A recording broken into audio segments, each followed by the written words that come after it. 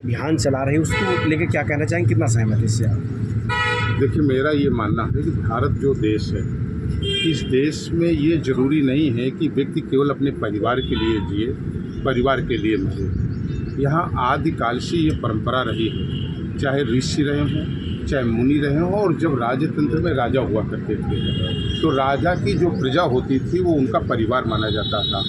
और आज इस डेमोक्रेसी में, लोकतंत्र में, एक चुने हुए व्यक्ति, जनता का जनादेश जिनके साथ है, जिनके साथ जनता है, वो अगर अपनी चिंता करेंगे तो उन्हें जनप्रतिनिधि होने का कोई अधिकार नहीं है। मेरा मानना है कि चाहे देश के प्रधानमंत्री हों और चाहे राज्य के मुख्यमंत्री हों या विभिन्न दायित्वों पर जो लोग संवैधानिक पदों पर हैं या हम विधायक हैं, तो हमें केवल अपने परिवार की चिंता नहीं होनी चाहिए। ऊंचाहार हमारा परिवार है, ऊंचाहार के सुख दुख के हम जिम्मेदार हैं। और किसी व्यक्ति पर ये केवल निशाना साधना कि लोग परिवार जिनका नहीं है, तो उनका परिवार 130-135 करोड़ लोग हैं, उस परिवार की चिंता अगर वो कर रहे हैं, पूरे देश के लोगों को आज 2 जून राशन देने की बात कर रहे हैं, किसानों को किसान सम्मान निधि देने की बात कर रहे हैं, और ये कह रहे हैं कि भारत के रहने वाला हर नागरिक हमारा देश है, हमारी जनता और हमारा परिवार है, तो ये गर्व का विषय होना चाहिए देश में रहने वाले लोगों का, और लोगों को ऐसी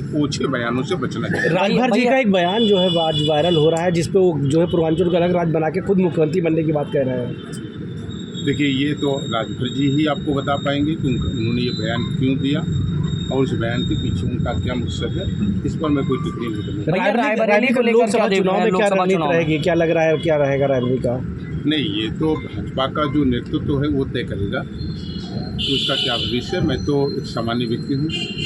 सामान्य व्यक्ति के नाते कांग्रेस का क्या, जिस तरह से कांग्रेस का गढ़ कहा जाता है रायबरेली, तो क्या रहेगा, क्या लग रहा है इस पर आपको? प्रत्याशी गढ़ किस चीज़ का, किस चीज़ की गढ़ की बात करते हैं आप? रायबरेली में 3 विधानसभाओं में जिनकी जमानत जब्त हुई है, जिनका कोई अस्तित्व नहीं है जनपद में, जिन्होंने रिश्ता ही केवल ये रखा हो कि केवल चुनाव लड़ना है और 5 साल तक, आपको शायद ध्यान नहीं है, किसान टकटकी लगा करके देख रहा था कि हमारा सांसद कब आएगा। बेरोजगार नौजवान ये देख रहा था कि कब हमारी मदद में कांग्रेस के लोग खड़े होंगे और कब हमारी मेंबर ऑफ पार्लियामेंट खड़ी होंगी।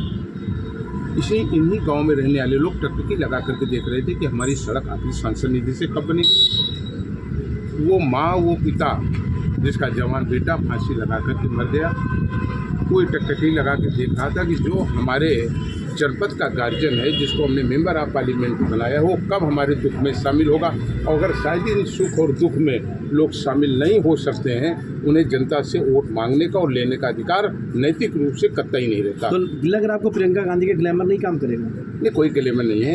यहाँ ग्लैमर किसका है, किसका ग्लैमर? यहाँ जनता का ग्लैमर है, रायबरेली की जनता का ग्लैमर है, और वही चलेगा। चर्चा चल रही लोकसभा का चुनाव रायबरेली से, आप पर बीजेपी दाव लगा सकती है? नहीं, इस पर हमको कोई कमेंट नहीं करना।